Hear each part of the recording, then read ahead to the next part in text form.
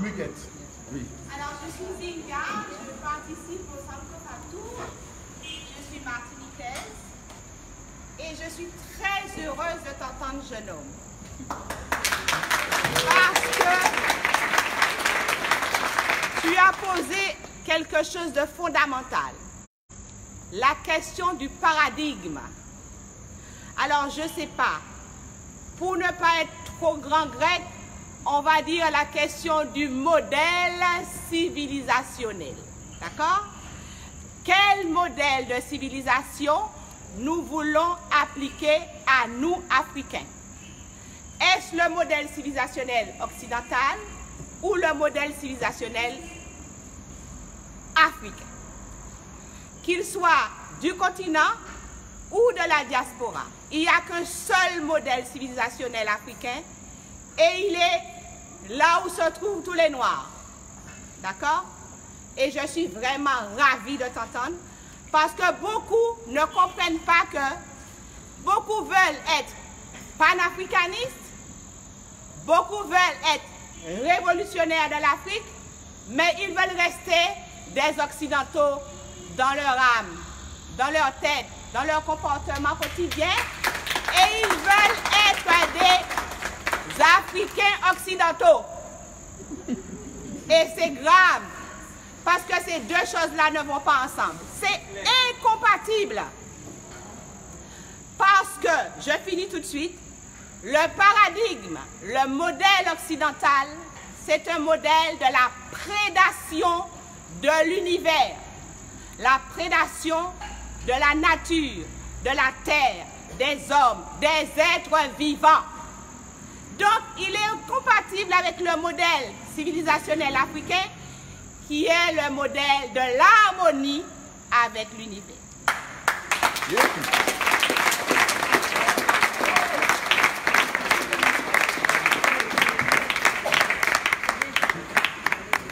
Alors, beaucoup de Martiniquais ne veulent pas comprendre ça, mais c'est peut-être une occasion à toi de jeunes de leur rappeler ça et de leur dire que c'est ça.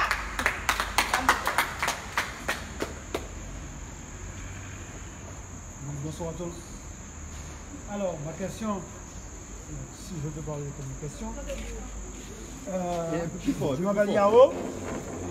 Je suis nous Martiniquais, en Martinique, au 87.2, entre la côte Caraïbe, nous sommes du côté gauche vers l'Amérique et du côté droit vers l'océan Atlantique.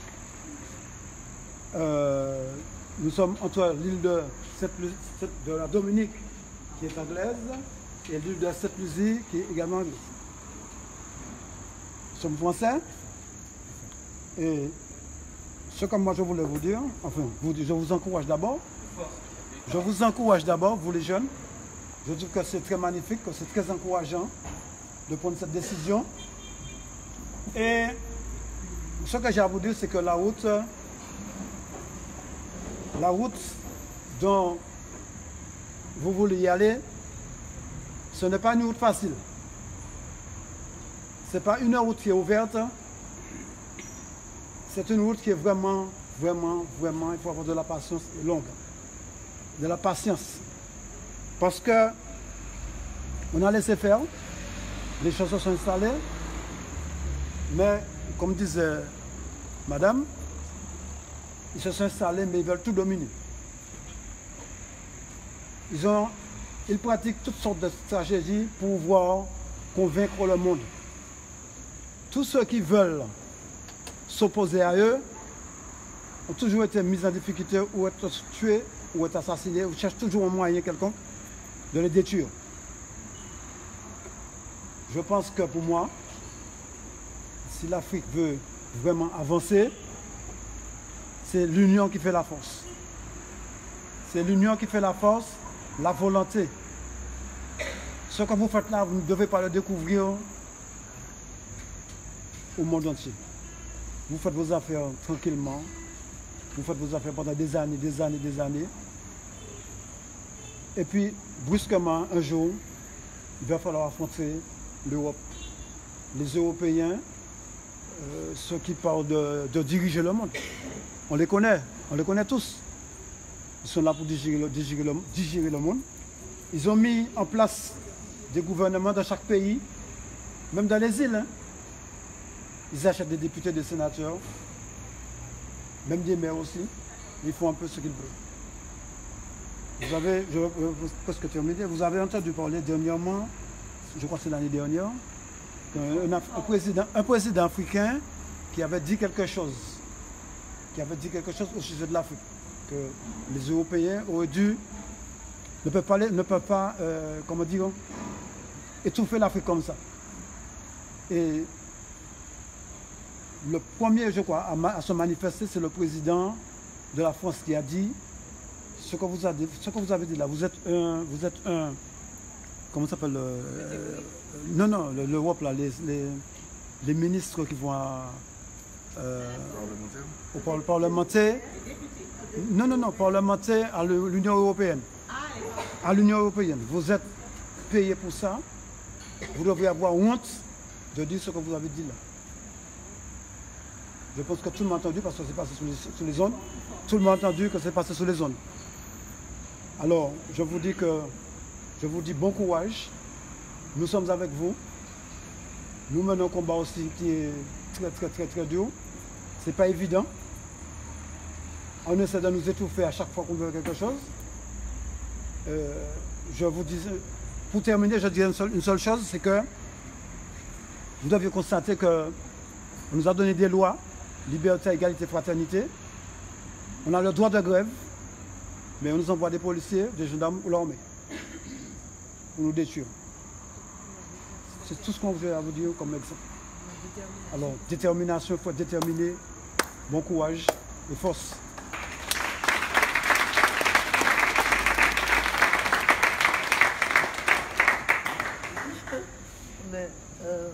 Oui, donc mon intervention. Bonsoir, Nuguette de la Martinique. Mon intervention va rejoindre un peu celle de mon camarade, parce que justement je pensais que des intellectuels, entre guillemets, des jeunes qui travaillent et qui sont brillants, je voulais juste vous demander, moi j'ai peur de vous perdre, parce que j'ai participé, j'ai vu, voilà, la révolution saharienne, plein de choses depuis les années 60, et nous avons perdu pratiquement tous nos grands leaders. Heureusement pour nous, certains ont écrit, et ça nous sert de lumière, comme voilà, Malcolm X, Cheikh Anta Diop, etc. Donc, est-ce que vous vous sentez en danger? Voilà ce que je voulais vous demander. Est-ce qu'il y a un danger autour de vous? Et est-ce que, voilà, vous vous sentez en danger avec ce panafricanisme qui nous tient à cœur? Voilà. C'est un lien.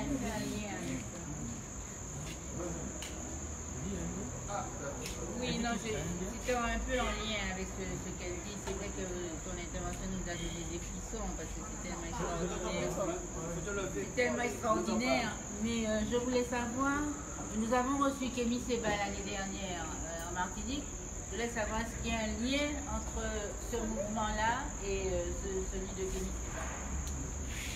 D'accord. Ok, merci beaucoup. Je pense que ce qu'il y a en gros, la difficulté aujourd'hui, ce qu'il y a en gros et que les difficultés que nous connaissons aujourd'hui, ce n'est pas que nous avons peur par rapport à forcément à notre intégrité physique, mais c'est l'intégrité intellectuelle en fait, pour laquelle nous sommes en train de résister. C'est-à-dire que le droit de dire ce qu'on pense, d'avoir nos propres conceptions et d'être accepté dans le milieu intellectuel, parce que qu'on le veuille ou pas, c'est quand même les frais du contribuable qui entretiennent l'université. Voilà, mais il se trouve que peut-être à cause de vos positionnements intellectuels, il y a peut-être un amphi qui peut vous être refusé, il y a peut-être un vidéoprojecteur qui va vous être refusé, ainsi de suite. Donc il y a une contestation de ce que vous faites par l'autorité qui est en place au sein de l'université. Donc pour le moment, ce n'est pas une peur en termes d'intégrité physique, mais c'est par rapport à l'intégrité intellectuelle. Parce que finalement, il y a par contre d'autres organisations estudiantines qui font dans extrêmement beaucoup de choses aux antipodes du panafricanisme et qui arrivent quand même à faire des choses extraordinaires avec le soutien de l'autorité. Mais quand même, c'est aussi ça le sens du combat, parce que je vous le disais tantôt, toute conviction devient rapidement une prison. Si je ne le fais pas tout de suite, je ne me sens pas bien. Voilà, donc je suis obligé de le faire et je vais toujours trouver les moyens de le faire. C'est un peu ça. Maintenant, par rapport... Merci. Donc, maintenant, par rapport à la question du lien avec Urgence panafricaniste de Kémy Séba, nous avons fait des choses ensemble. Je pense que la question ou bien le défi d'aujourd'hui, c'est comment nous nous organisons. Il y a eu des choses, il y a eu des organisations extrêmement fortes qui ont existé. Mais nous ne sommes pas encore à la hauteur organisationnelle des défis qui nous attendent. C'est ça la problématique. Voilà. Donc nous sommes en contact sur un certain nombre de choses, mais nous ne sommes pas rigidement liés avec Kémy Séba, d'autant plus qu'il y a des positions quand même, ou bien des méthodes de travail qui pour nous doivent être pensées en amont avant d'être impulsées. Vous savez que le 7 janvier, tous les Africains avaient le défi de l'appel lancé par Urgence panafricaniste. Que ce soit sur le continent, aussi bien dans la diaspora, tous les Africains se sont retrouvés pour poser la question de la souveraineté par rapport aux Français. Mais au lendemain de cette mobilisation extraordinaire, qu'est-ce que nous faisons? Comment nous nous organisons? Il ne faut pas que nous attendions que chaque fois on apprenne qu'il y a une manif, peut-être même ceux qui doivent impulser la manif, apprennent la date de la manif à travers les réseaux sociaux. Et donc c'est des choses qui pour nous doivent être repensées. C'est parce que nous sommes dans un cadre extrêmement restreint que je suis en train de vous le dire. Et c'est parce que sincèrement c'est quelque chose qui nous tient à cœur. Voilà. Merci beaucoup.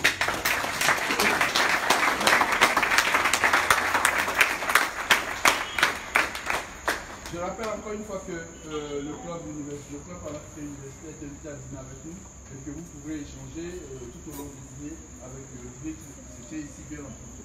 Nous allons donc donner la parole sans plus tarder au professeur Avoni, à qui je présente toutes nos excuses pour le retard accusé par rapport au programme qu'on lui avait soumis. Professeur, c'est à vous. Merci.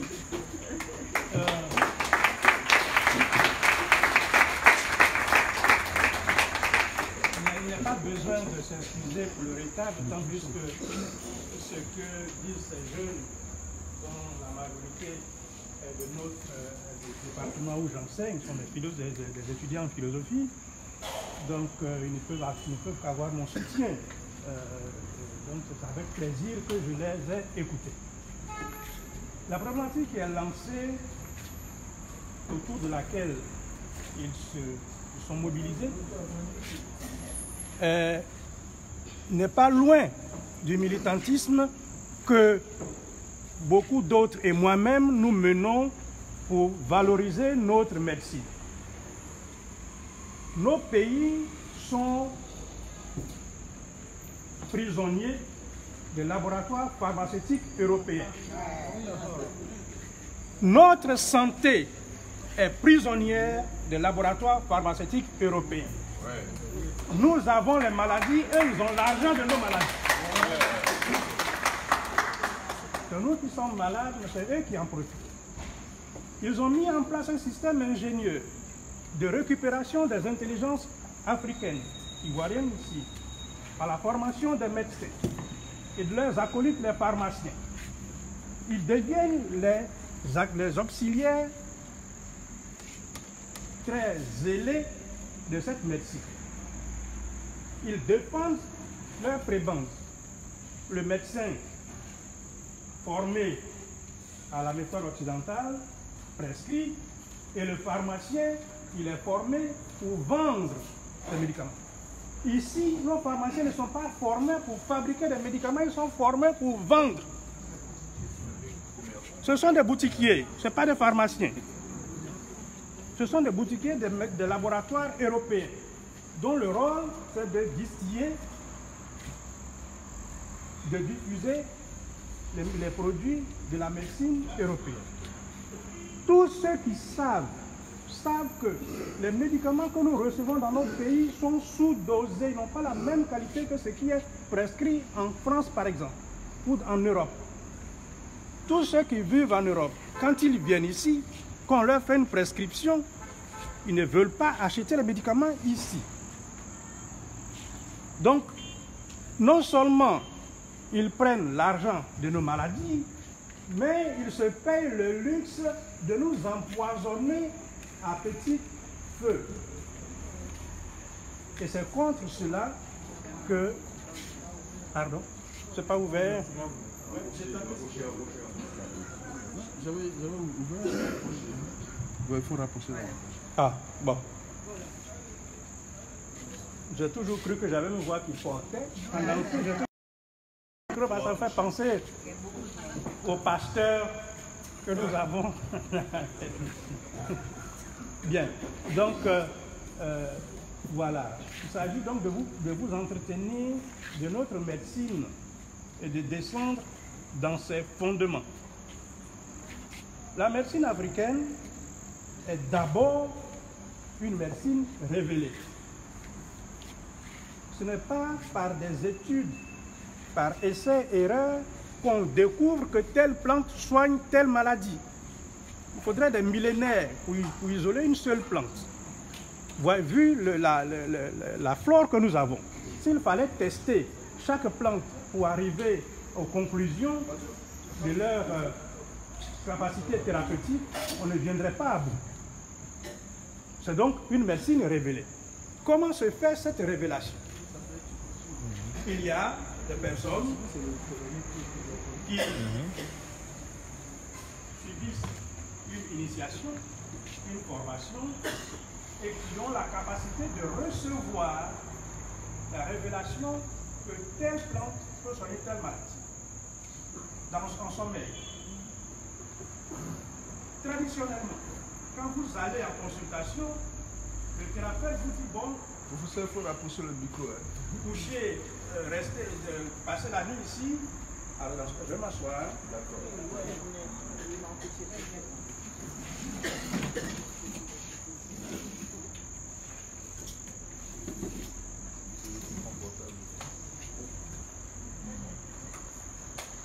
Je préfère parler debout. Ah, mais non, mais allez-y. Non, c'est pas grave, c'est pas grave.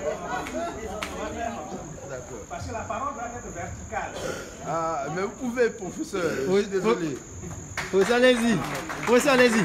Professeur, allez-y. Allez-y. Allez-y, allez-y. Voilà, donc je disais que notre médecine est d'abord une médecine révélée. On reçoit quand vous allez en consultation, le thérapeute vous dit, vous passez la nuit et demain, je verrai qu'est-ce que je vais faire pour vous. Entre-temps, il connaît quelques plantes qui peuvent vous calmer, parce qu'il y a des plantes d'urgence qui sont là, qui sont dans un bain, et on vous lave avec, le temps que la nuit, les véritables médecins, les véritables soigneurs lui disent, vous utilisez telle ou telle plante. On peut, quand le patient arrive, il y a des préparations qu'on lui met sur la tête.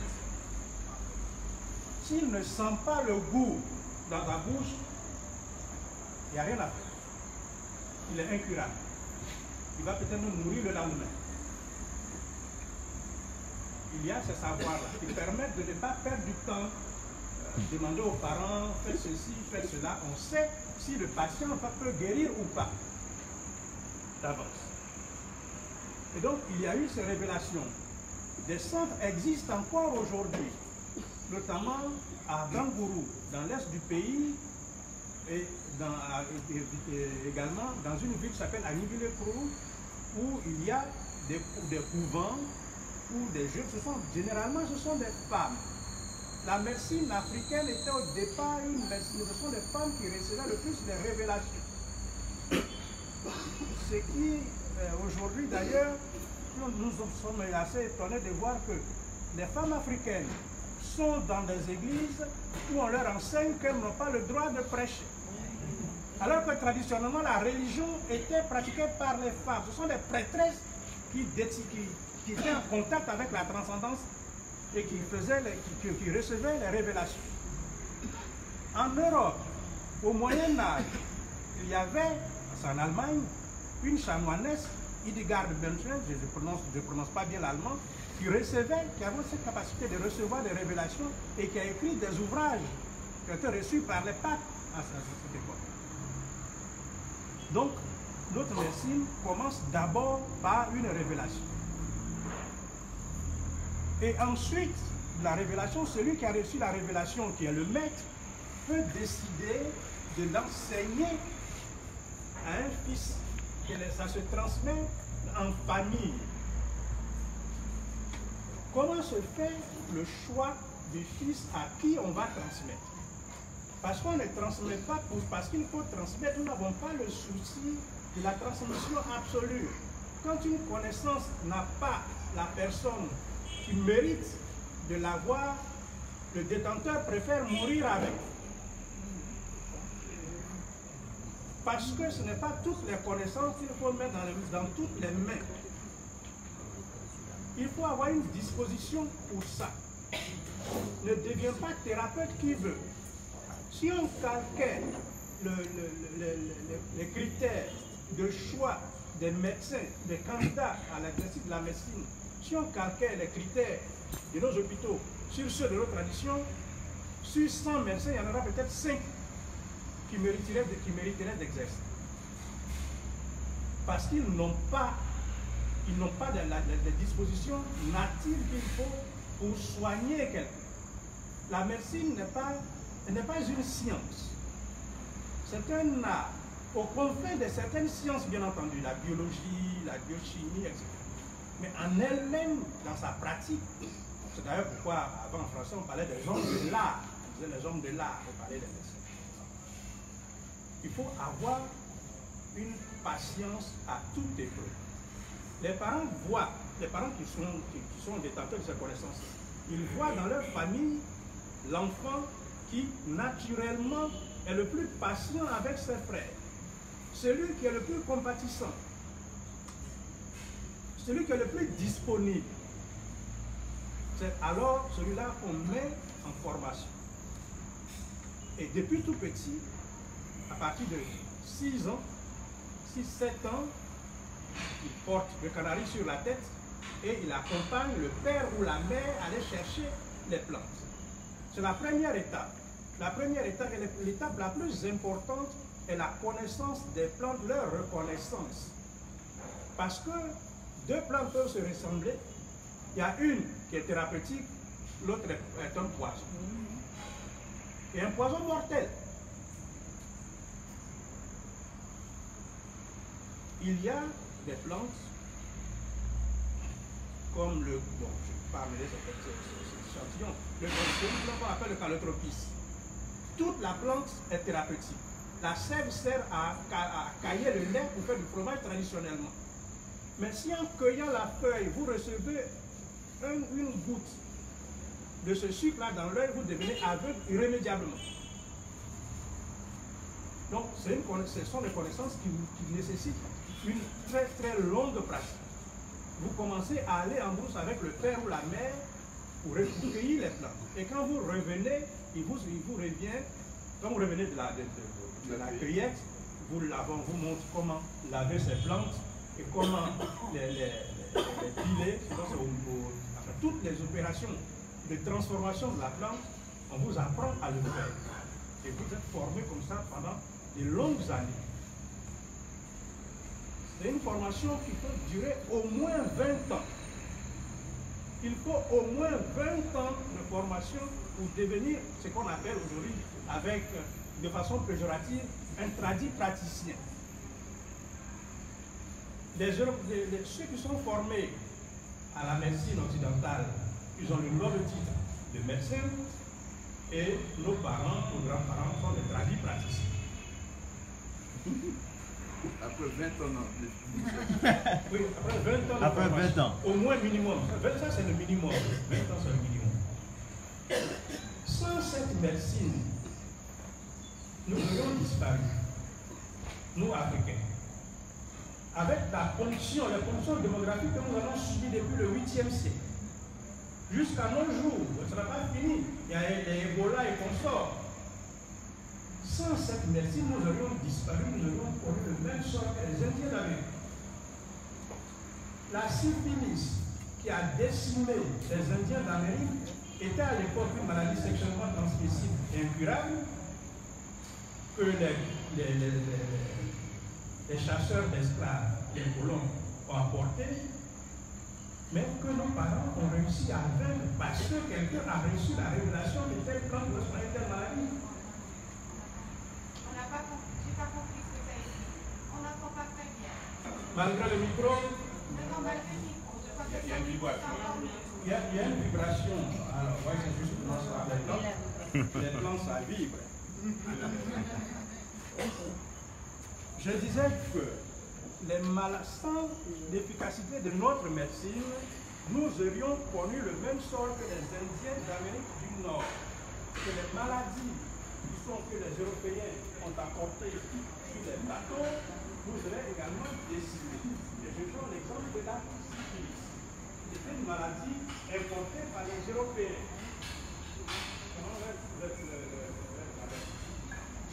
Les Indiens n'ont pas survécu à ça. C'était la cause de la disparition. Mais nous avons reçu des révélations des plantes pour le soigner. Qui révèle, qui fait la révélation, ne donne pas de cours de médecine. Nos parents n'ont pas de connaissances biologiques, de connaissances biologiques. Vous pouvez prendre quelqu'un qui a fait une deuxième année de médecine, qui trouverait ça dérisoire. Les théories, parfois, ils font la fantaisie. Mais c'est parce que la révélation thérapeutique n'est pas fondée sur une connaissance précise de la biologie. Celui qui soigne n'est pas obligé de savoir que cette maladie se manifeste de telle façon. Il sait simplement qu'avec telle plante qu'il donne, il peut guérir. Donc nous avons une médecine qui nous a sauvés, qui nous a maintenu nos populations, et malgré toutes ces fonctions draconiennes, nous sommes aujourd'hui plus nombreux que les Européens qui s'y attendaient. Le sida, quand le sida est arrivé, on prévoyait que nous devions disparaître de tout ça. Les Africains, c'est encore pas comme ils étaient dans une répétition. Mais nous avons trouvé dans notre pharmacopée quelque chose que nous passons pour le mécanisme de révélation. Les préparations qui arrivent au même résultat que les antirétroviraux. C'est-à-dire que les patients arrivent à un seuil d'infection qui soit indétectable. J'ai fait moi-même une présentation sur ce sujet à l'époque, des années de cela, devant le ministre de la Santé, pour lui montrer les cas des patients que j'avais suivis, que les résultats obtenus sont soutenus par un professeur de médecine. Je ne suis pas médecin, je ne suis pas professeur de médecine. J'enseigne la philosophie. J'enseigne la philosophie. C'est ce que j'ai appris à l'université. Et à la maison, je dis à mes étudiants que je savais lire les plantes avant de connaître l'alphabet. Parce que lire les plantes, c'est les reconnaître, les identifier. Et quel que soit le lieu où tu te trouves, tu vas savoir que c'est telle plante. Parce que les plantes changent selon le sol où elles se développent. Donc si tu n'es pas extrêmement vigilant, tu peux commettre des graves erreurs. Ça, c'est la partie la plus difficile de cette médecine, la reconnaissance des plantes. Ça ne se fait pas au bout de 2 ans de formation. Ça met extrêmement de temps. Il faut avoir voyagé, rencontrer différents lieux, et rencontrer certaines plantes dans différents lieux pour les reconnaître, apprendre à les reconnaître. Donc, une fois cette phase de formation botanique achevée, c'est alors que tu peux approcher les malades. Parce qu'il faut d'abord connaître les plantes. Ça, tu peux passer 10 ans. Les malades, tu les vois de loin. Ils viennent chez vous. Généralement, c'est en famille. Chez nous, à la maison, c'est un centre hospitalier. Mon père et ma mère passaient leur temps à soigner et nourrir les gens. Non seulement les soignait, mais on les nourrissait. Et nous, les enfants, nous faisons les chiens. On mange beaucoup de manioc. Personnellement, je la mets pour le manioc. Quand je prends un manioc, les tubercules sont énormes. Il y a des gens qui on la met pour certaines sortes. Les mêmes vestes qu'on dit. Moi, ma spécialité, c'est le manioc. La cassave, comme vous dites.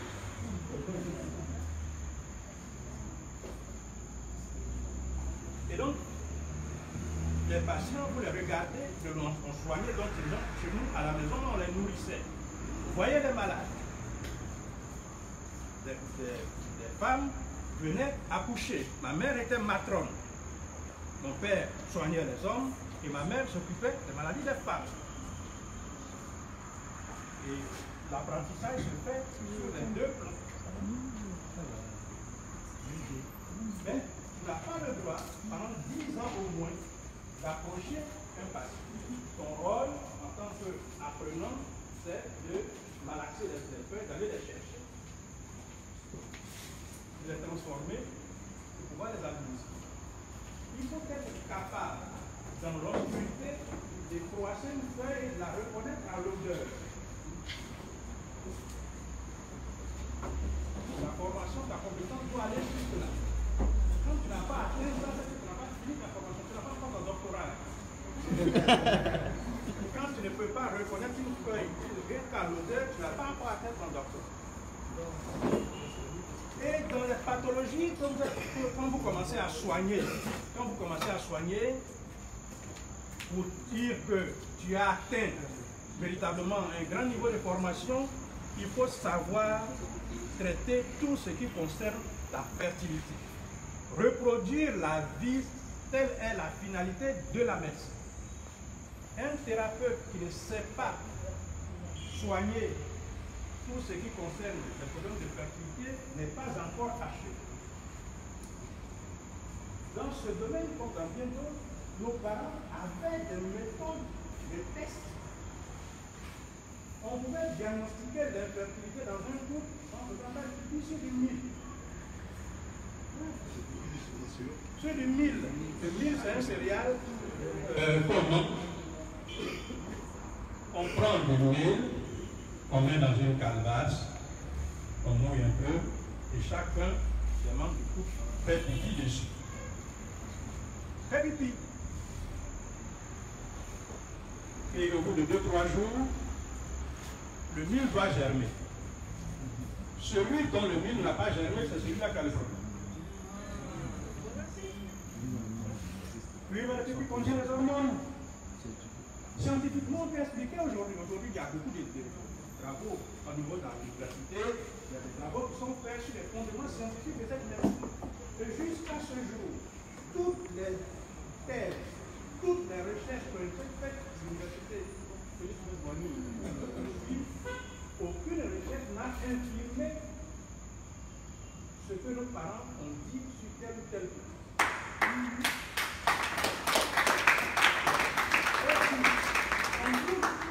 Quand on analyse la forme, il y a telle ou telle substance, telle ou telle molécule qui justifie l'action qu'on lui prête. Donc, notre médecine est scientifiquement fondée. Quoi qu'elle ait été au départ une médecine révélée, la révélation, pour qu'elle soit efficace, doit reposer et repose sur des principes scientifiquement démontrables. Ce n'est donc pas des simples incantations, parce que certains ont tendance à cette présentation de la folklorique de l'Afrique. Le thérapeute africain est représenté des plumes sur la tête, il sort avec un grelot et qui fait des incantations. Non, ce n'est pas vrai. Ce n'est pas ça. Ces incantations ont leur sens. Mais les incantations, elles seules ne suffisent pas. Ce ne sont pas les incantations qui font le traitement. Il y a la plante, qui est quelque chose de physique, qu'on peut analyser. Quand la médecine européenne nous représente avec des plumes sur la tête, mais on ne se demande pas à quoi ça sert de porter des blouses. Pourquoi ils portent des blouses? Pourquoi il y a des patients qui ont le syndrome de la blouse blanche? Les gens dont la tension s'élève dès qu'ils voient quelqu'un avec une blouse blanche. Le médecin porte une blouse, il a un signe distinctif qui impose, qui institue sa compétence, qui est la garantie de sa compétence, de son autorité, de son pouvoir. c'est ça la médecine. Eux, ils peuvent le faire parce que ça a une influence de la psychologie. L'homme n'est n'est pas que fort. Il n'est pas que fort. Il est esprit et âme. On ne peut pas guérir quelqu'un si dans sa tête, comme disent les Européens, comme on dit en français, si dans sa tête ça ne va toujours pas. S'il n'a pas confiance aux médecins qu'il va voir, les meilleures prescriptions peuvent se révéler inutiles et vaines. Il y a un rapport de confiance du thérapeute du patient. Et nos parents, selon leur culture, avaient leur modalité, leur façon de mobiliser cette confiance-là, de mettre l'homme dans des dispositions et parfois le font passer, met son corps dans un certain état qui le rend plus réceptif aux principes actifs qu'il y a dans la plante. Votre corps ne réagit pas de la même manière quand vous êtes dans le froid que quand vous êtes dans la chaleur. Quand vous êtes inquiet ou quand vous êtes joyeux, votre corps ne réagit pas de la même façon. Nos parents savaient mobiliser ces facteurs-là. Nous avons une meilleure connaissance de la psychologie humaine dans notre médecine et dans notre quotidien. Nous avons une meilleure connaissance de l'homme que les Occidentaux. Notre médecine est une médecine totale qui s'adresse à l'entièreté de l'homme. Ce n'est pas seulement le corps. Ce n'est pas seulement, on ne peut pas soigner que le corps. Aujourd'hui, depuis quelques années en Europe, ces choses-là reviennent, on en parle. J'ai vu de cette expérience-là, un jour, un couple vient chez nous à la maison avec le bébé sur le dos. À l'époque, c'était un médecin haïtien d'ailleurs qui officiait dans la ville où étaient les parents. Et il avait déclaré qu'il ne pouvait plus rien faire pour cet enfant. Et ils sont arrivés, le père et la mère sont arrivés chez nous, tout inquiets. Et mon père leur a dit, c'est vous qui êtes en train de tuer votre enfant.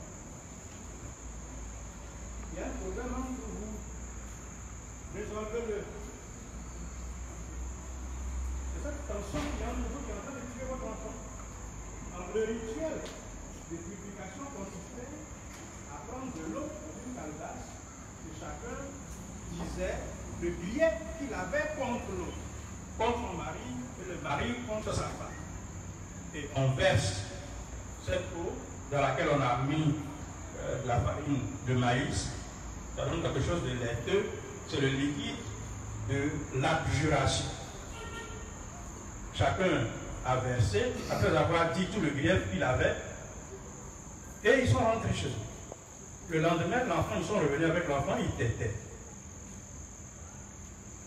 Il a suffi que le couple rétablisse l'énergie positive en son sein pour que leur enfant retrouve la santé.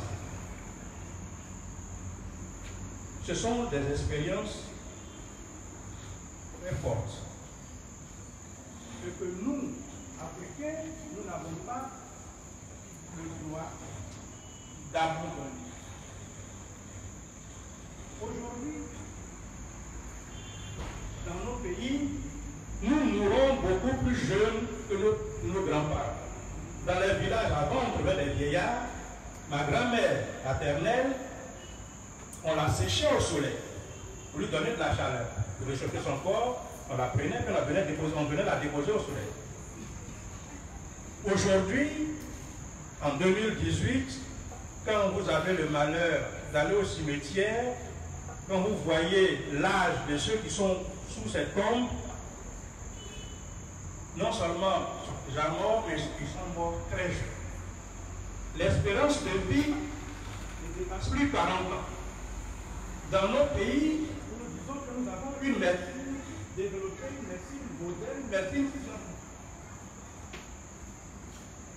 Parce que nous mangeons du poison au quotidien. Toutes les hormones interdites dans l'agriculture, dans les engrais en Europe, viennent ici. Toutes les hormones de croissance interdites dans l'élevage en Europe sont utilisées ici. et on nous vend les parties des animaux où s'accumule le plus ces restes toxiques. Et à cause de la pauvreté, nous achetons au manque de cuir de dindon, les pattes, les résidus, les ailes, partout où les substances toxiques là s'accumulent. Et à cause de la pauvreté, nous achetons cela. Et ça nous rend malades. Et la même pauvreté nous empêchons de nous soigner. Et mettant les médicaments occidentaux hors de notre portée, nous conduisent au cimetière.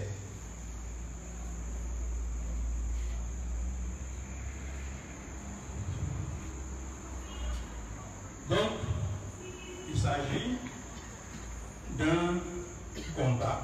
Le mot est peut-être prétentieux, mais plus simplement d'un militantisme vis-à-vis en faveur de notre médecine, qui est un militantisme en faveur de nous, tout simplement.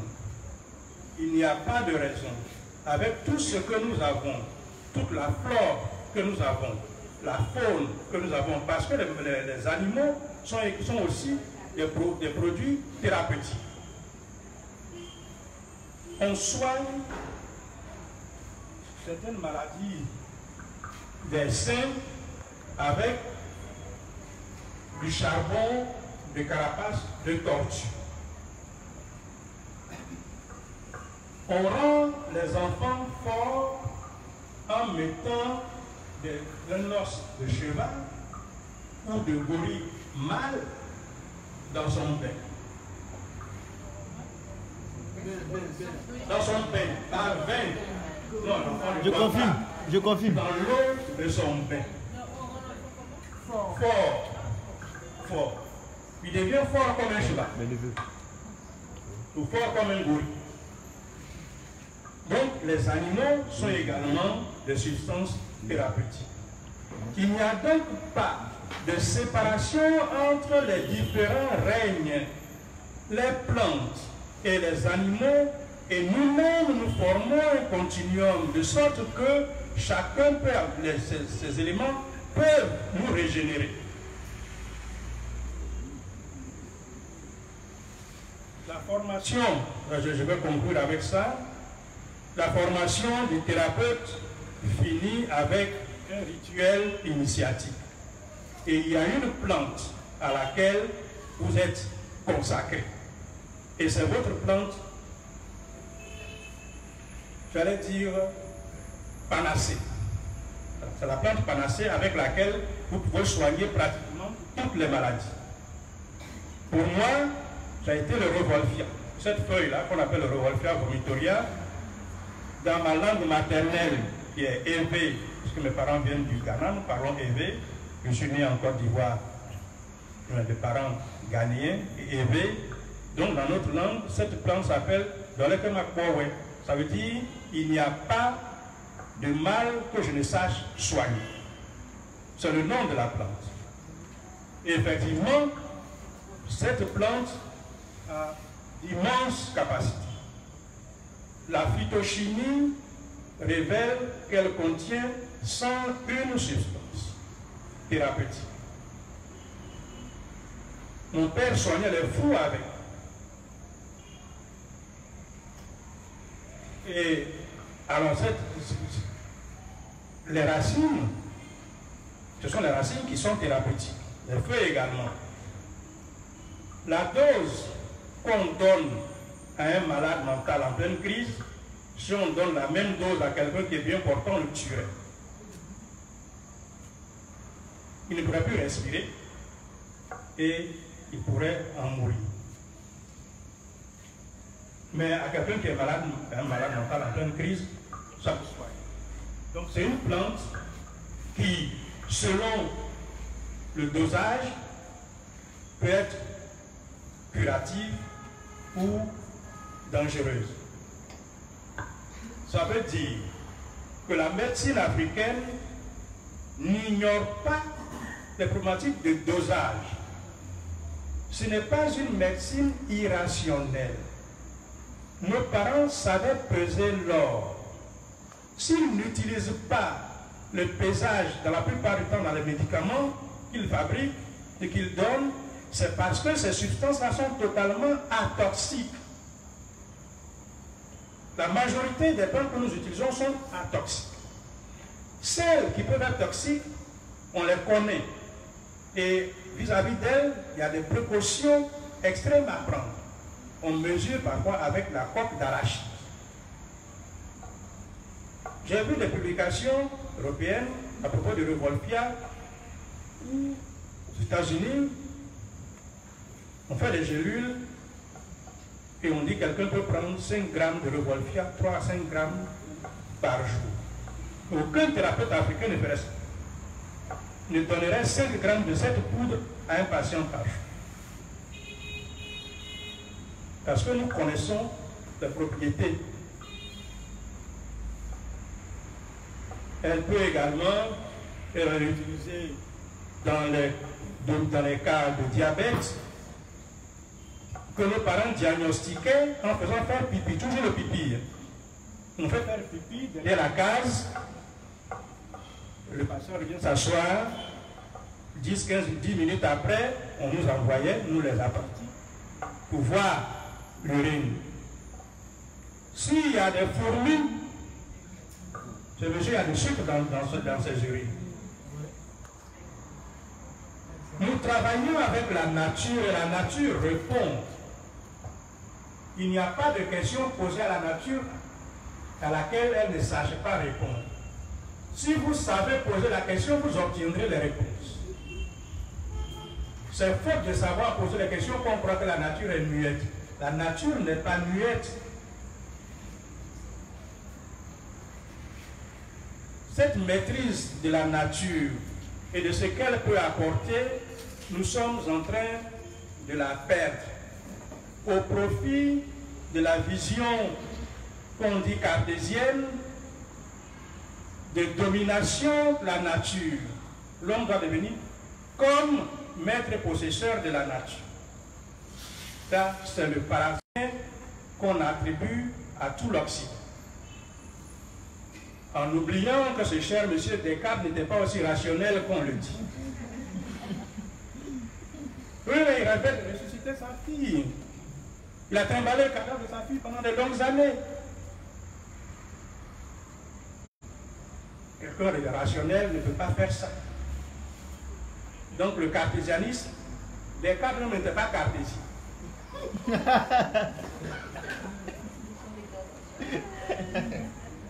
Et c'est cela qu'on a voulu nous apprendre et dont on a voulu nous faire honte. Nous les Africains ne sommes pas cartésiens.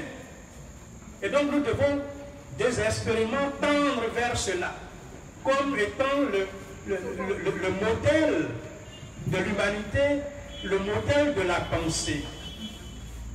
Et non, il y a de l'intuition. Il y a plus de vérité dans l'intuition que dans le raisonnement par petits bouts, avec des donc et des parce que.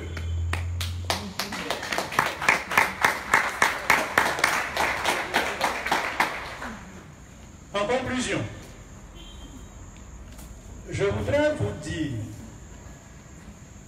que la médecine africaine est évidemment votre médecine. Le jeune homme disait tantôt qu'il n'y aurait de respect pour aucun noir sur la terre tant que l'Afrique serait piétinée. Seul un relèvement de l'Afrique, son développement, sa stature debout, comme disait Césaire, inattendument debout. C'est cette Afrique-là, c'est seule cette Afrique-là qui peut vous donner, vous la diaspora, qui peut vous donner la fierté que tout être humain, la fierté à laquelle tout être humain a droit.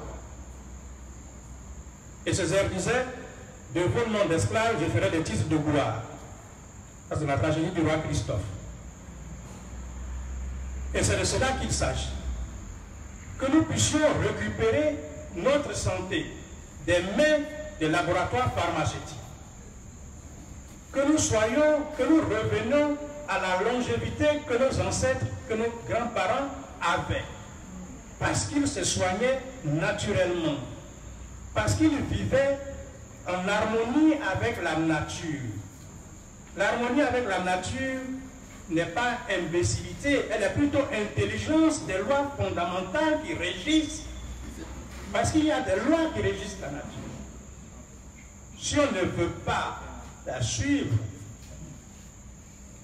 et comme nous n'avons pas tous les éléments, tous les équipements qui leur permettent à eux d'amortir les méfaits de leur civilisation, nous en prenons les contre-coups de façon plus dramatique. Pourquoi nos femmes devraient-elles se faire charcuter les ovaires pour un petit kyste que nos mamans, avec des plantes à boire, savaient résorber?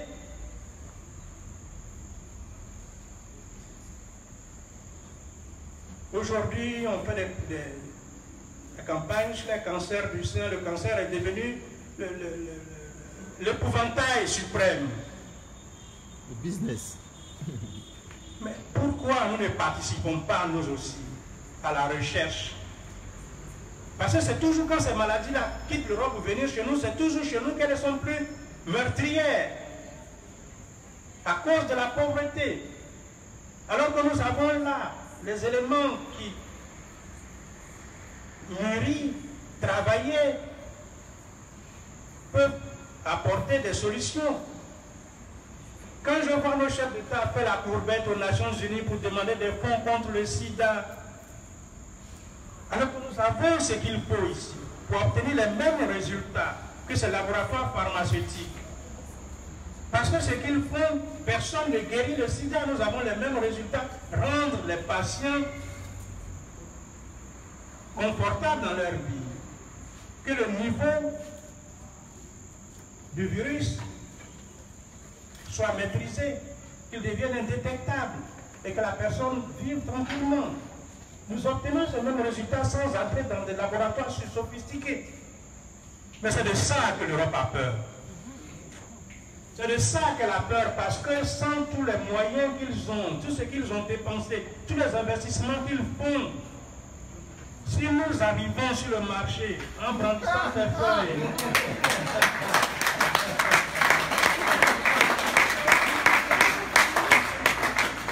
et que nous avons les mêmes résultats qu'eux, c'est dangereux pour leur industrie. Les maîtres de la nature.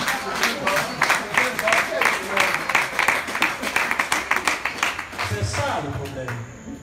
Et ils mettent en place le système qui leur permet leur prédation. Et il n'y a pas de raison que nous acceptons d'être le lieu de prédation des autres peuples de la terre. Il n'y a pas de raison.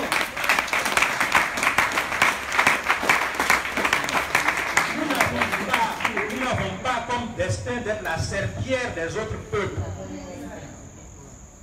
Et nous avons ce qu'il faut.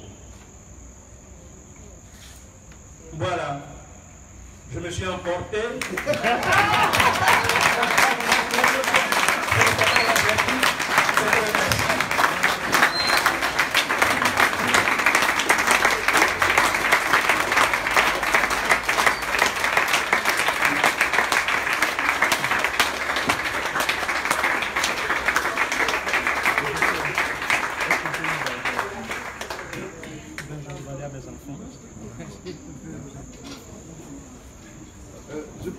Je propose qu'on prenne 2 ou 3 questions et qu'ensuite, pendant que le repas est servi, ok, pour enchaîner.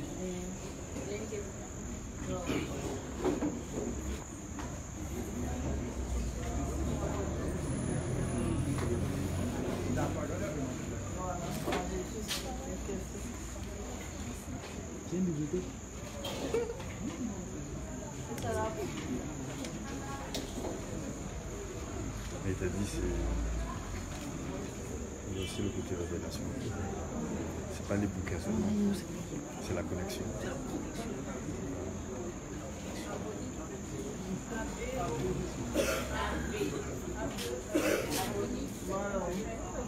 une question, ça va me faire. Oui, ça va.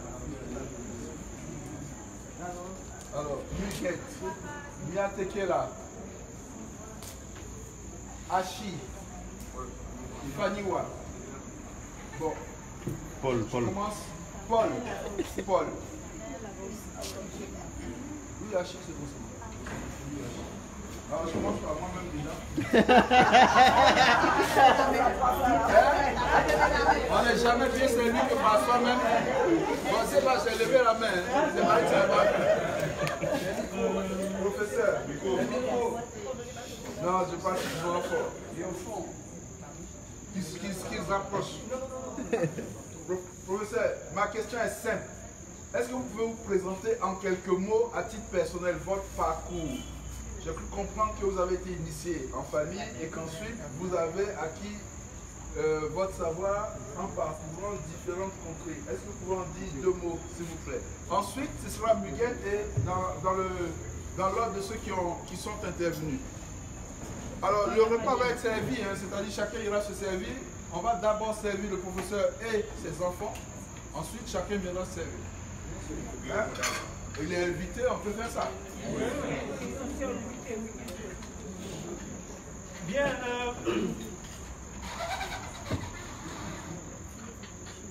mon parcours, je préfère m'attarder sur le parcours de la formation dans la médecine traditionnelle que j'ai apprise avec mes parents.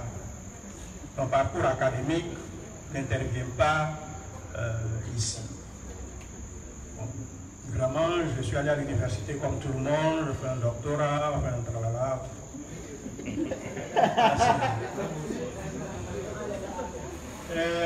J'ai le malheur de contribuer à l'impérialisme culturel européen en enseignant Kant, Descartes et consorts. C'est à mon grand désespoir. Vous voyez manger. À l'université de Cocody. Bien. Alors, dans la tradition, quand vous entendez parler d'un père, parce que c'est comme ça que mon père fonctionnait. Il se déplaçait beaucoup, il voyageait souvent. Parce que dans chaque région, il y avait des maîtres reconnus. Et quand un maître est reconnu, vous allez auprès de lui avec toute l'humilité qu'il faut. Vous pouvez passer une semaine pour qu'on vous montre un petit bout de plante. Parce que le savoir doit se mériter. Le savoir s'acquiert dans l'humilité et non dans l'arrogance. Il faut se montrer humble devant la science. Pas à genoux, mais humble. Et il y a tout un processus, des offrandes qu'il faut faire. Et parfois montrer aussi au maître que vous allez voir que vous avez quelque chose à lui donner en retour. Le vieux monsieur qui m'a donné la recette anti-VIH, il y avait sa fille qui avait des problèmes aux ovaires, des gros kystes ovariens, et qu'elle devait être opérée. Ça, c'était au Ghana. J'étais parti en vacances parce que j'étais habitué sur les deux pays. Et c'est comme ça que j'ai fait sa connaissance. Il m'a dit, ah, là, tu es vraiment un fils, un digne fils de son père. Puisque tu as pu faire ça pour ma fille, viens, je vais te montrer quelque chose. Voilà. Et c'est comme ça que nous avons parcouru tout l'ouest du Ghana, la région forestière, à la recherche des 21 plantes qui composent cette recette. Il m'est arrivé aussi dans le sud de la Côte d'Ivoire, à San Pedro, pour une émission radio. C'est un vieux monsieur qui m'a entendu. Il dit, tu sais que je suis un fils de quelqu'un, d'un ancien, d'un maître, et plus. Cela lui a plu. Il avait ses propres enfants qui ne s'intéressaient pas du tout à ce qu'il faisait. Et les quelques-uns qui étaient là ne méritaient pas qu'il leur transmette son savoir. Donc il m'a invité, il a fait téléphoner à la radio, il m'a invité, je suis resté chez lui pendant une semaine. Une vieille dame dans une ville qui s'appelle Issia, c'est dans l'ouest de la Côte d'Ivoire, qui m'a montré une recette. Il y avait une jeune femme qui était venue me voir à l'époque pour un problème de fécondité. Je ne fais plus faire pipi sur le mille. On fait faire des échographies. Je fais faire des échographies, les médecins m'ont appris à lire ça. Je me suis fait beaucoup d'auto-formation, de sorte qu'il m'arrive quelquefois de parler aux médecins, de parler leur langue sans être des leurs. Et cette jeune fille avait un problème aux ovaires et un problème aux trompes. Donc je lui ai dit de donner un traitement, puisque le traitement des ovaires était plus facile, 2 semaines. Elle a fait son traitement, elle a fait l'échographie de contrôle, c'était bien. Elle dit, bon, je vais me préparer pour revenir faire le traitement pour les trompes et faire mon enfant. Et je l'ai perdu de vue. 6 à 7 mois plus tard, je la revois, elle était enceinte. Je me dis, c'est possible. Comment tu as pu prendre une grossesse avec des trompes bouchées? Elle dit non, non, c'est une tante qui m'a accompagné chez une vieille dame dans un village de Saïd de Issia et qui m'a donné le traitement. L'hystérographie montrait que ses trompes étaient bouchées. Je dis, mais cette vieille femme, il faut que je la connaisse. Donc je me suis déplacé, je suis allé séjourner là-bas pendant 10 jours. On allait au champ, tout. J'allais au champ avec elle, on allait la bourrer. Et c'est comme ça qu'avec elle, j'ai appris les plantes pour soigner d'autres plantes, parce que je m'en connaissais déjà quelques-unes. C'est comme ça que j'ai augmenté, j'ai accru mon arsenal thérapeutique, ce que j'appelle pompeusement mon arsenal thérapeutique sur cette maladie. C'est toujours comme ça. Quand vous voyagez, quand vous êtes un thérapeute, enfin un praticien, comme on dit, quand je vais quelque part, je me renseigne toujours quel est le praticien le plus réputé du village. Et je vais le voir. Et je lui explique d'où je viens. Et généralement, quand ils savent que vous êtes d'une famille de cette pratique, ils sont plus prompts. Ils acceptent plus facilement de vous communiquer un savoir. Parce un peu, à partir de l'initiation familiale, comment on peut accroître ses connaissances par le voyage, par les échanges. L'Afrique demeure ouverte à l'égard de ceux qui témoignent un respect pour sa science. L'arrogance de l'Afrique issue de la colonisation, qui a intégré l'idée qu'elle est supérieure à ses grands-parents, pose énormément de problèmes. Parce que nous regardons nos parents de haut. Et notre vie dite moderne, notre politique, se passe dans une langue étrangère. Et c'est pourquoi il y a des gros problèmes au niveau de la démocratie. Les gens ne comprennent pas quels sont les enjeux. Et c'est pourquoi il est aussi facile de vendre les votes, de vendre des voix. Parce que le paysan, le vote qu'on va faire, celui-ci va devenir député, mais lui, il gagne quoi, il ne voit pas. À quoi ça sert? Ça n'a aucun impact sur sa vie. Donc, sur le moment des campagnes, on peut lui donner une bouteille d'huile. Donc, c'est toujours ça de gagner. Donc, ça ne coûte aucun effort de prendre un papier et de le mettre dans une boîte. C'est autrement plus difficile d'aller labourer.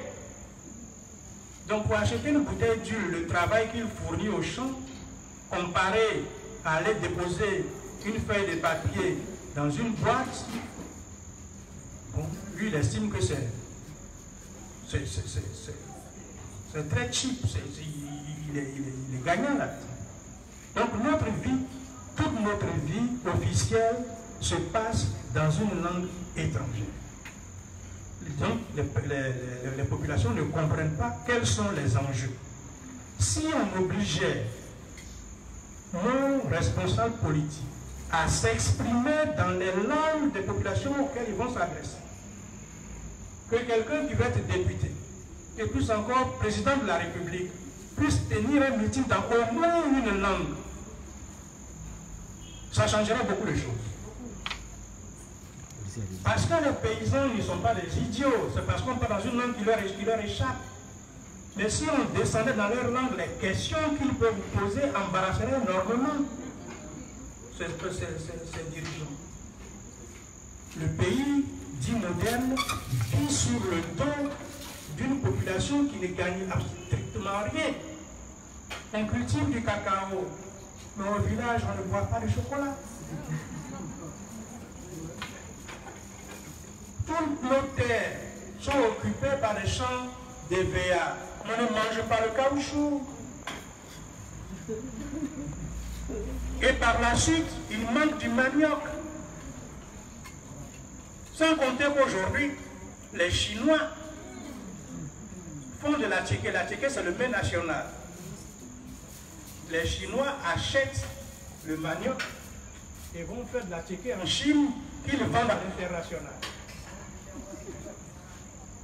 Et parfois même qu'ils nous ramènent. Donc ils achètent les terres. Ce sont les Chinois aujourd'hui qui produisent de la tchéké. Et la paysanne d'ici, de la région d'Abidjan, qu'on appelle les ébriers, qui sont ceux chez qui le manioc qu'on appelle la tchéké est le plat principal, et n'ont plus de marché. Donc c'est pour servir l'État qui ne représente que peut-être 1% de la population, que les 95% restants triment. Il faut nourrir un président de la République et ses avions. Il faut entretenir des ministres et leur cortège de voitures.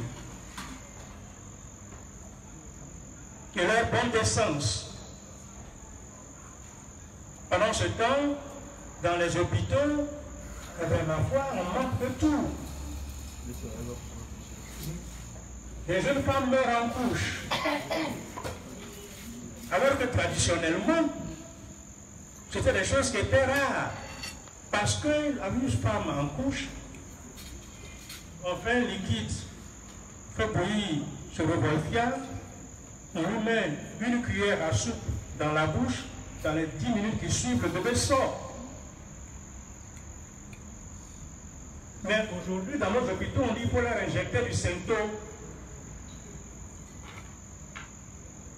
Avec tous les coûts qui vont avec.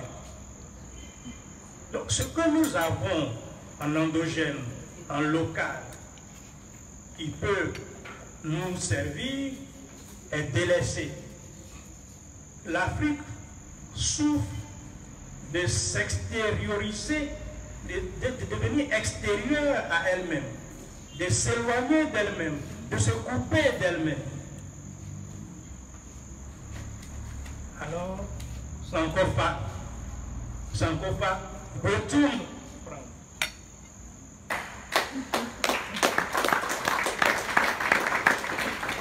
Il faut revenir à soi. C'est ce retour vers soi. C'est ce retour à soi qui est un mouvement dialectique que nous devons opérer. Sinon, ben, ma foi, heureusement que nos femmes sont encore bien fécondes, malgré tout, et que la population africaine nous rattrape. Nous serons là, malgré tous les pronostics pessimistes. Nous n'aurons pas disparu. Et nous serons fatalement les plus nombreux plus tard. Dans 100 ans, les Noirs seront plus nombreux sur la terre que tous les restes des populations.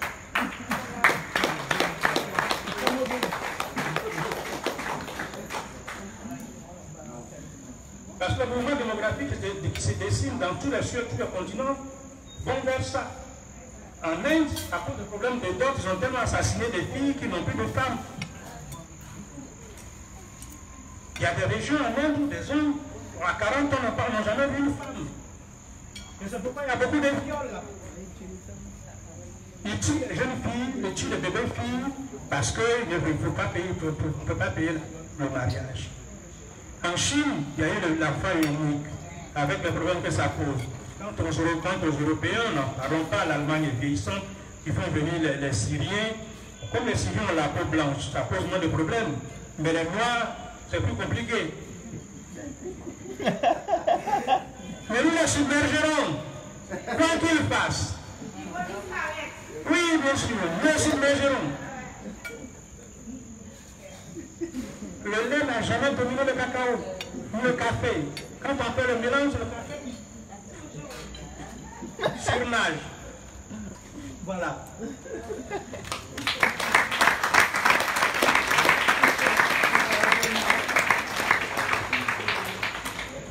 Je vous en supplie que les questions soient précises et concises.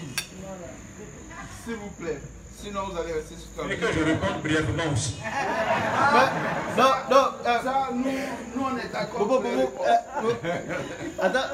Non. Alors, bonsoir professeur et merci beaucoup pour cet éclairage. Donc, je voulais d'abord, juste avant ma question, vous rassurer pour vous dire que le colonisateur a voulu nous séparer de l'Afrique, mais que ce que vous avez dit sur l'initiation et la transmission de la connaissance, nous avons connu ça chez nous. Donc je me suis intéressée à la phytothérapie, ce qu'on appelle chez nous le remède rasier, c'est-à-dire les remèdes de sous-bois, d'en-bas-bois, donc voilà, de remède rasier, et ce que nous avons aussi chez nous qui s'appelle le jardin empillon. C'est-à-dire que le jardin que les personnes, les matrones avaient tout près de la case. Et les grands-mères me disaient par exemple que si c'était elle qui était malade, aujourd'hui, je vais juste faire cette parenthèse, ce sont surtout les personnes qui vendent ces feuilles au marché. Donc comme elles connaissent, elles sont là, vous venez, vous dites je vous buffet, etc. Elles connaissent, c'est bon. Donc, et elles disent que pour se soigner elles-mêmes, elles ne peuvent pas donner le secret. Parce que, par exemple, il y en a une, elle avait tenu cela de sa marraine, et sa marraine ne lui avait pas dit qu'il fallait transmettre, et elle n'avait pas non plus rêvé à qui il fallait transmettre. Donc, si elle est malade, elle demande à son mari d'aller chercher quelques feuilles, elle demande à son enfant d'aller chercher quelques feuilles, et après elle en rajoute quelque chose, personne ne sait de quoi le thé est fait. Donc c'était ça, les secrets de transmission. Et d'autres qui me racontaient comment ils étaient le préféré de la grand-mère, ils ne savaient pas pourquoi. La grand-mère avait élu, c'est cette personne que la grand-mère emmenait au jardin et sous les bois chercher les plantes, comme vous l'avez décrit. Et souvent, les gens aussi qui reçoivent des médicaments, ils ne savent pas que le voisin a mal à l'estomac, on leur dit, dites-lui de râper les pommes de terre ou les papayes, et etc. Et c'est là qu'on apprend que son voisin est malade. Donc très rapidement, moi, ce que je voulais vous demander, c'est comment vous protégez cette connaissance. Parce qu'aujourd'hui, par rapport aux Amérindiens, par exemple, on sait que les médecins, les Européens, ils viennent chez nous, ils demandent des secrets aux personnes, bien gentiment, etc. Et après, ils vont se faire des brevets et des fois, on n'a plus le droit de se servir de ses propres plans. Alors voilà ce que je voulais savoir, comment vous protégez votre connaissance ancestrale. Et rapidement, je voulais dire que le professeur du Mali, Wadi Fakoli, nous avait dit que quand un Africain mourait avant 125 ans, c'était suspect. Et qu'on cherchait à savoir pourquoi il était décédé. Merci.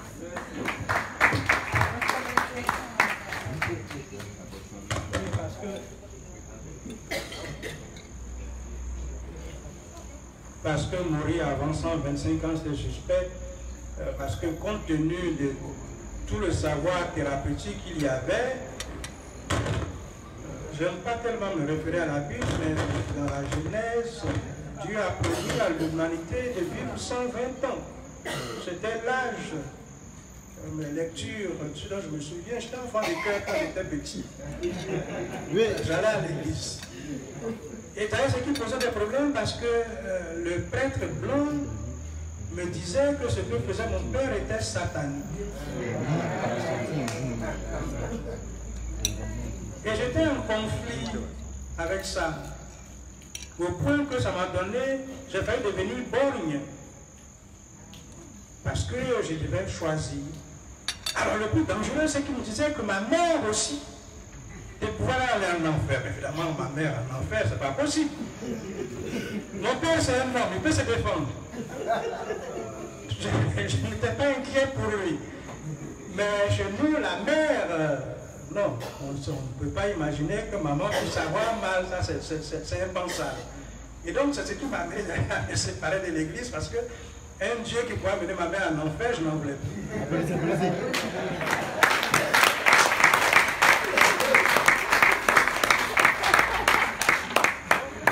Donc 120 ans de vie, et nous avons toutes ces préparations-là. Maintenant, la question de la protection, nous en avons discuté une fois à Dakar, très souvent nous en parlons. Personnellement, je n'ai pas encore accepté de déposer un brevet. Parce que le système de corruption que nous avons dans ce pays fait que je n'ai pas confiance aux officiers d'état civil, enfin aux fonctionnaires préposés à la protection intellectuelle. Quand je suis entré dans leur bureau, que je les ai regardés, non. Ils avaient tous un embonpoint suspect, un embonpoint de quelqu'un qui mange dans la corruption.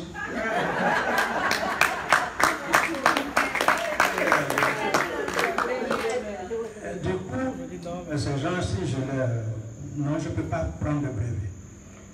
Et le problème ici, c'est que quand on nous dit que pour que vos produits soient reconnus et vendus en pharmacie, pour obtenir ce qu'on appelle l'autorisation de mise sur le marché, il faut décrire absolument tout.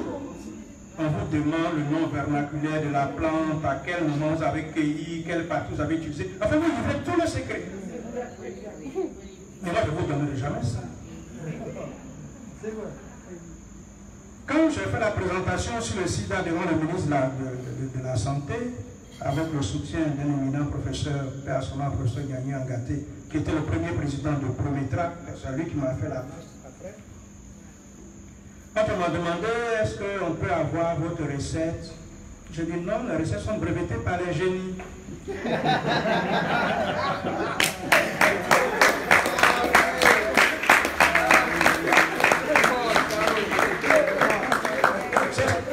C'est breveté par mes génies, mes enfants, vous voyez qu'ils sont venus avec moi, je les forme pour assurer la transmission, mais pas par des brevets qui peuvent être copiés parce que je n'ai aucun poids devant une firme canadienne, par exemple, qui prendrait une plante ici que j'aurais déposée, aucun moyen de poursuite. Donc, non, ça reste dans ma tête pour l'instant. La meilleure protection, c'est ça. Même si on casse, on ne peut pas voir dans le cerveau ce qui est tout. Pour l'instant, le secret est notre meilleure protection. Mais, pardon? Oui, bien sûr, en famille. Dans la famille, bien sûr. Bon, suivant l'ordre de personnes qui ont levé le doigt, je crois que c'est Mia Tekela. Ok. Merci beaucoup, professeur. Juste un mot pour dire que je suis... Mon nom c'est Tekela.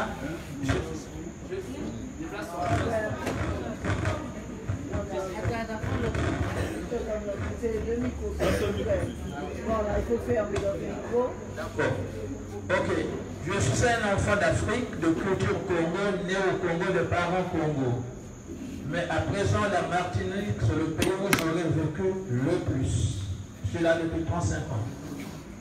Au Congo, je suis un enfant de la ville. Je suis allé à la campagne, j'avais 4 ans, je suis reparti, j'avais 17 ans.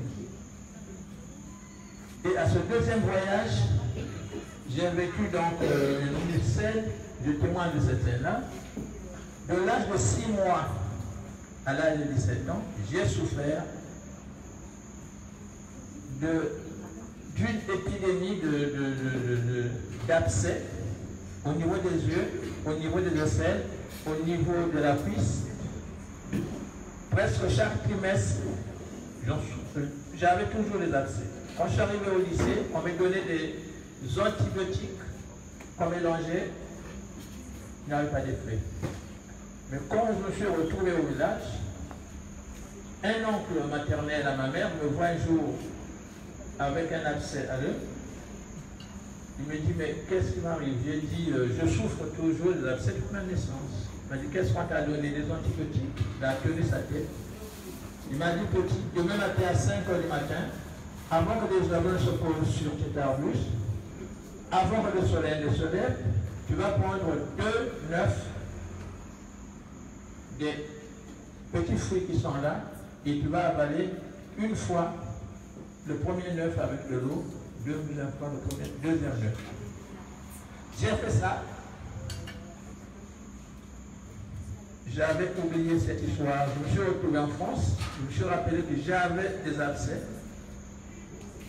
Et je me suis rappelé de ces séquences. Mais à partir de ce moment-là, je me suis dit, mais la plante qu'il m'avait montrée, c'était quoi? Chez nous, dans la langue congo, ça s'appelle Monongo Bakuyo, qui veut dire le piment des esprits des anciens. J'ai cherché dans mon entourage, j'ai eu la chance de trouver un botaniste, un éminent botaniste du Congo, qui m'a dit que c'était de Revolfia vomitaria, avec le nom ici avant qu'on me revenir. Depuis cette date, donc depuis 1972, tout le monde peut faire des calculs. Instantanément, ce dont j'ai souffert pendant 17 ans a disparu. Et de 1972 à aujourd'hui, je ne fais pas la soustraction. Donc c'est simplement pour témoigner que moi qui suis un enfant de la ville qui n'y connaît rien, j'ai vécu directement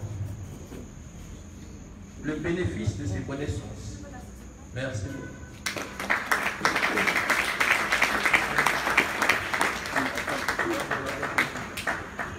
Je voudrais vous expliquer le rapport de la plante au soleil. Pourquoi on vous dit, vous devez récolter telle partie de la plante avant que le soleil ne se soit posé dessus, ou avant qu'un oiseau ne se soit posé dessus. D'un point de vue de la phytochimie, on sait que les substances contenues dans la plante au lever du soleil ne sont pas les mêmes que quand le soleil s'est levé. Parce que le soleil fait évaporer certaines substances, la substance volatile que le soleil fait évaporer. Donc quand mes parents disent, allez-y avant que le soleil ne soit levé, ça n'a rien de... C'est pas du folklore. C'est pas mystique, c'est scientifique. Parce que c'est pendant la nuit que la plante synthétise certaines substances. Et si le soleil est tape, ben ça s'évapore. Et on vous dit, telle plante, vous allez cueillir la partie qui donne sur l'est, à 9 h. Vous revenez à 15 h, vous récoltez l'écorce côté ouest. Pourquoi? Parce qu'à 9 h, les rayons du soleil sont perpendiculaires à la plante en ce moment-là. Et les ultraviolets ont un effet sur l'écorce. Donc il y a des substances qui sont synthétisées à cette heure-là, que vous n'allez pas trouver à midi. Et à 15 h, quand vous allez cueillir l'écorce de la plante, le soleil, à ce moment-là, les ultraviolets sont différents de ceux qu'il produisait à 9 h, et vous obtenez d'autres substances. Et quand vous mélangez les deux, vous avez votre remède. Donc tout ce que nos parents ont fait, ce n'est pas du folklore. On peut trouver si on cherche les bases scientifiques. Nous ne sommes pas moins scientifiques que les autres peuples. Il faut le dire et l'affirmer haut et fort. Pour des raisons de protection,